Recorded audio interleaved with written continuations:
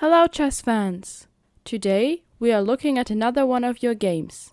This one got set in from AravindDevarajan, where he played against an international master. Let's get right into it. White started out with e3. This isn't a very common first move. Instead of immediately putting a pawn in the center, White plays something more passive. But e3 is still completely playable.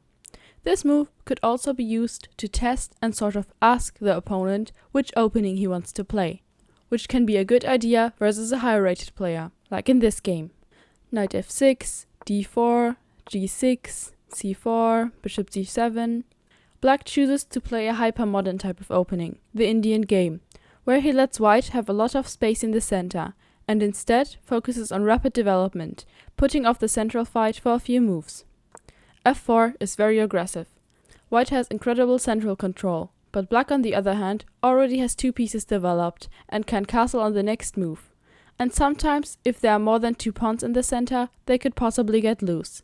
Here the risk is relatively low though, because the e-pawn is on e3 instead of e4.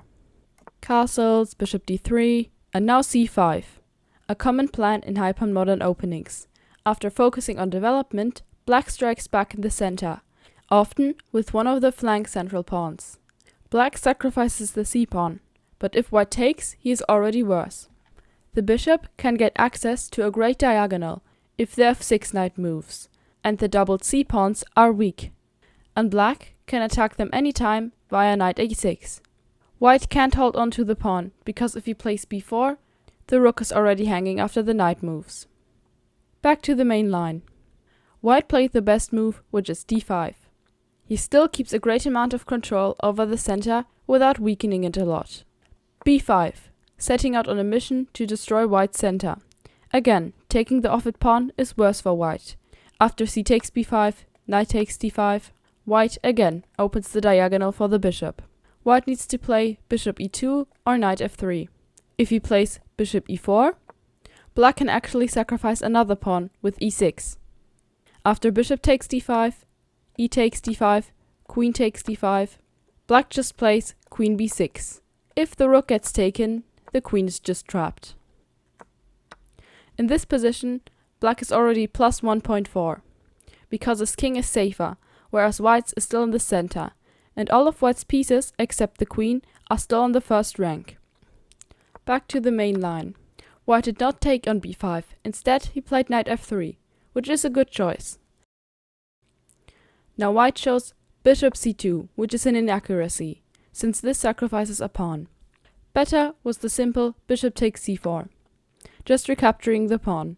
I don't know why White didn't choose that move. Queen a5 looks a bit uncomfortable at first glance, with knight e4 coming, but White can just play bishop d2 and is perfectly fine. Bishop c2 in the game, knight a6, with plans like knight b4, which would put a lot of pressure on d5, e4, solidifying the center, d6, a3.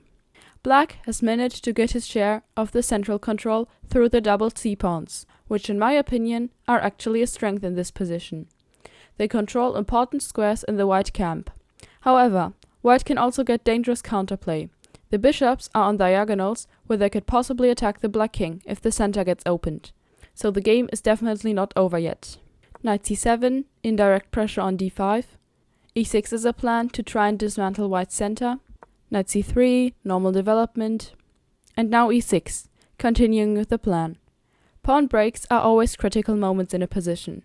The pawn structure is like a scaffolding to a position, so if it changes, the position will have a lot of new aspects to it. Here, the best move was d takes e6.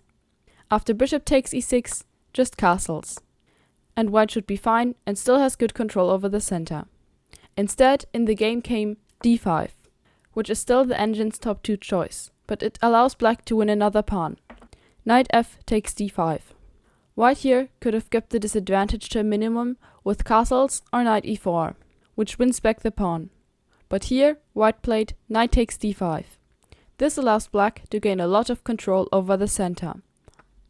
Often, doubled pawns can be a weakness, but they are great at controlling central squares, so here they are absolute monsters. Castles, bishop g4, queen e1 stepping out of the pin, and here black played rook e8, which is an inaccuracy. Better was bishop takes f3, rook takes f3, d takes e5, f takes e5, and knight e6 with a very pleasant position. Back to the game. Rook e8 permits knight g5, after which white gets some counterplay. In the game, white played queen g3, also trying to hit the king. D takes e5, winning another pawn. f5, going for the counterattack. e4. The center has changed completely.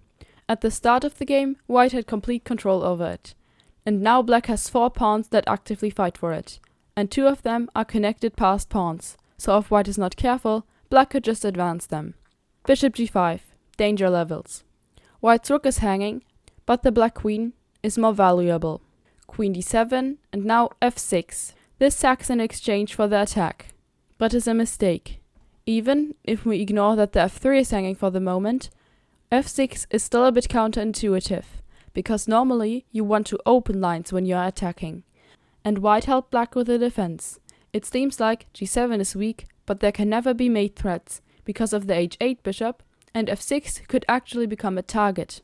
Better than f6 was just rook ff1, bringing the rook back to safety, although that position is still over -3 for black. Back to the main line. Black played correctly with e takes f3, taking the rook, f takes g7, f takes g2, h4, going all in, because otherwise white is just 6 points of material down. d4, passed pawns should advance, bishop d1, d3, bishop g4, queen d4 check, and now white's king is the one which is unsafe. King takes g2, queen takes b2 check, winning white's last rook, king h3, queen takes h1, queen takes c7. Now white's king is in real danger. Moves like queen f1 check, and then somehow bringing the rook into attack, look already losing. Rook e1 is pretty slow, but still winning. Bishop f3, covering h1, rook ae8, queen d7, c3. The pawns are rolling. h5, still trying to create counterplay.